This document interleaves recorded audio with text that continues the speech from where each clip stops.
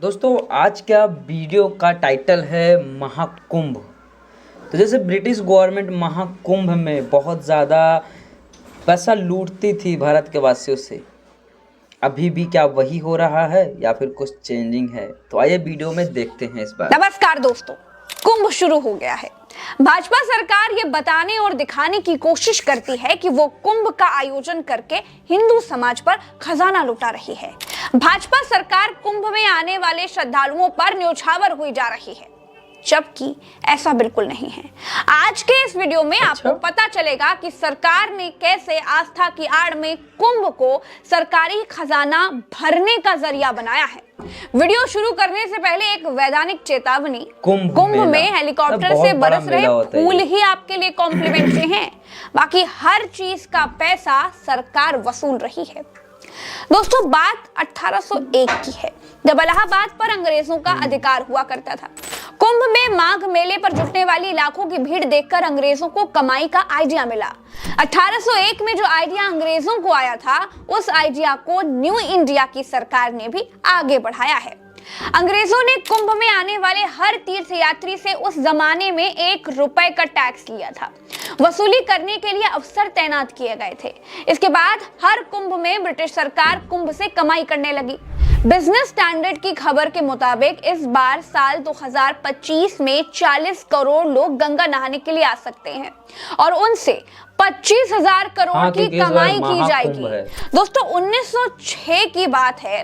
जिला magistrate HV लॉवेट ने कुंभ मेले पर एक रिपोर्ट बनाई। इसके मुताबिक 1894 के कुंभ में मुंडन करने वाले नाइयों ने सरकार को 11,825 रुपए और 8 आने, दाढ़ी बनाने वालों ने 1,332 रुपए और 8 आने बतौर टैक्स चुकाए थे, जबकि फूल बेचने वाले मालियों से 1,600 रुपए का टैक्स वसूला गया था। दोस्तों, हिंदुओं के लिए समर्पित सरकार और अंग्रेजी शासन में बहुत अंतर नहीं है। दैनिक भास्कर की ये रिपोर्ट बताती है कि कुंभ में दुकानें लगाने वालों से मोटी रकम वसूली जाती है। खाने की दुकान से लेकर चाय की दुकान तक, चाय की दुकान से लेकर पूजन सामग्री बेचने वालों तक, सबसे वसूली के बाद ही दुकानें लगाने की जगह दी गई है। हर चीज का अलग अलग ठेका है। जैसे एक कचौड़ी वाले से दुकान लगाने के लिए 92 लाख रुपए सरकार ने लिए। लड्डू बेचने वाले ने 75 लाख रुपए सरकार को देकर दुकान लगाई।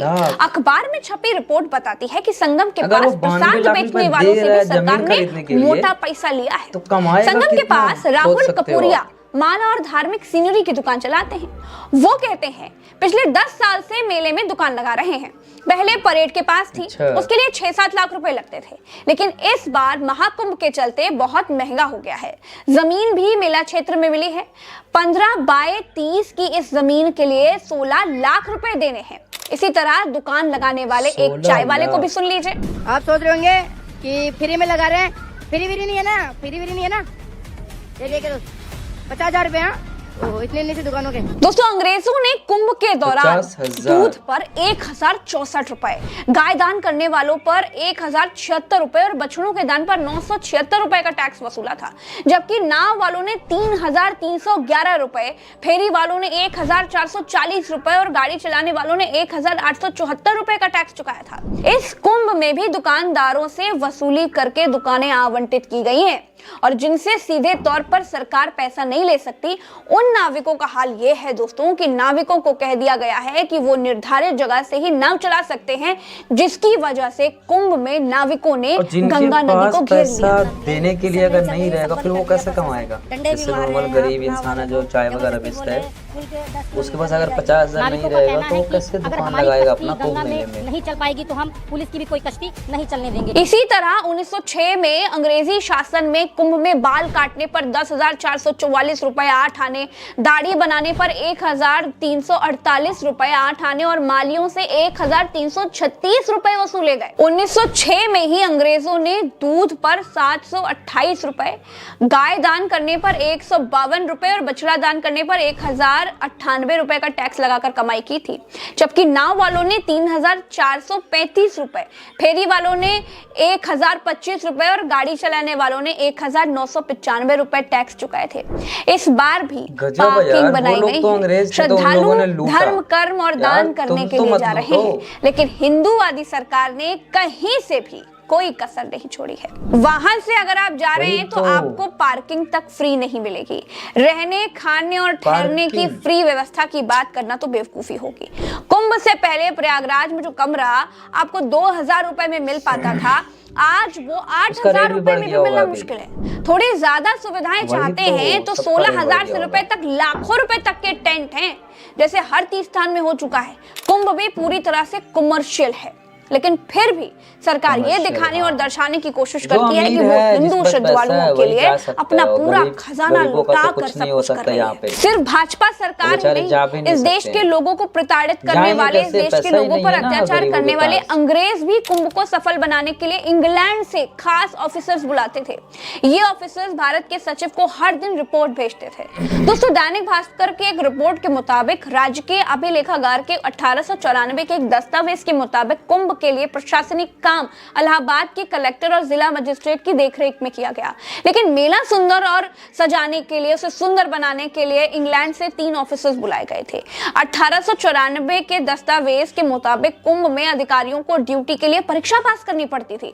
इसके लिए बाकायदा आचार संहिता जारी की जाती थी। पुलिस को लोगों की जान माल की सुरक्षा के साथ साफ सफाई और हेल्थ का भी ध्यान रखने के लिए रखा जाता था। इनकी निगरानी के लिए एक यूरोपियन कैंटोनमेंट इंस्पेक्टर और 2 असिस्टेंट इंस्पेक्टर की ड्यूटी लगाई जाती थी। शौचालयों की साफ सफाई के लिए हर वॉशरूम के पास 6 घड़ों में मर्क्यूरिक पैराक्लोराइड भरकर रखा जाता था। दोस्तों एक और फैक्ट बताती हूँ आपको, जब कुंभ से सरकारें झोला भर भर कर कमाई करती हैं, पैसा कमाती हैं, तो उनका दायित्व क्या है? उनका दायित्व है कि वो यात्रियों को, श्रद्धालुओं को सुविधा मुहैया कराएं। अत्याचारी अंग्रेज भी जब कुंभ मेले से वसूली करते थे तो बदले में लोगों को सुविधाएं तो देते थे। उस हिसाब से आज की सरकार को मेले से वसूली बंद करके हिंदू श्रद्धालुओं पर खजाना खाली कर देना चाहिए। सिर्फ भाजपा सरकार ही चिकित्सा की व्यवस्था नहीं करा रही है।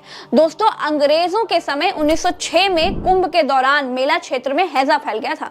इससे निपटने के लिए सरकार ने हैजा हॉस्पिटल बनाए थे। 281 कॉलेरा पीड़ित मरीजों का इलाज किया गया था, लेकिन इनमें से 207 लोग बेचारे नहीं रहे थे, मर गए थे। 167 लोगों की मौत सांस लेने में दिक्कत और निमोनिया से हो गई थी। 1918 में कुंभ में 4 अस्पताल बनवाए गए थे। दोस्तों, मुख्य अस्पताल में 100 बेड और बाकी के 3 अस्पताल में जानते हैं 25-25 बेड थे। मेला प्रबंधन के पास दवाइयों और मेडिकल इक्विपमेंट की सारी व्यवस्थाएं हुआ करती थी। महामारी प्रभावित क्षेत्रों में तो विशेष जांचें हो रही थी। 1918 में कुंभ के दौरान अखाड़ों की मांग थी कि उनके शिविर के भीतर कुआं खोदने की अनुमति दी जाए। तब साधु संतों को पीने के पानी के लिए दिक्कतों का सामना करना पड़ता था।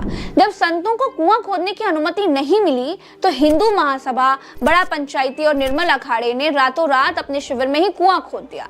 अंग्रेज अफसरों को इसके बारे में पता चला तो उन्होंने कुएं को बंद करा दिया।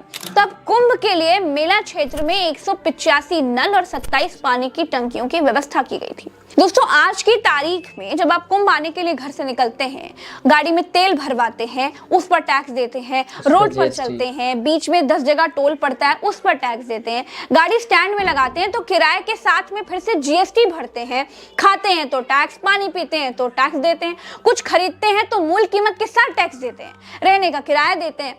ऐसा भी नहीं है कि कुंभ में हिंदू श्रद्धालु अगर आ रहे हैं तो हिंदूवादी सरकार मेले की बुनियादी चीजों के रेट तो कम कर दे। अरे रेट ना कम करे तो कुंभ आने वाले श्रद्धालुओं को रास्ते से लेकर मेले तक लगने वाले टैक्स में ही छूट दे दे। कुंभ में सिर्फ गंगा में डुबकी लगाना फ्री है। तो कहने का दोस्तों कुल मतलब ये है कि कुंभ आस्था का विषय है।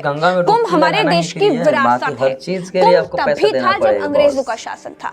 कुंभ में वसूली अंग्रेज भी करते थे। कुंभ में खुद को मसीहा बताने वाली सरकार भी वसूली कर रही है।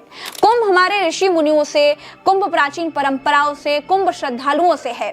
श्रद्धालुओं के साथ सौदेबाजी अंग्रेजों के समय से चली आ रही है दोस्तों, जो समय के साथ अब बढ़ती ही जा रही है। फिलहाल के लिए इस वीडियो में इतना ही। हमें दीजिए इजाजत। अपनी राय कमेंट में बताइएगा। चलते हैं। राम राम, दुआ सलाम, जय हिंद। दोस्तों, आपने तो पूरा फुल वीडियो देख ही लिया होगा।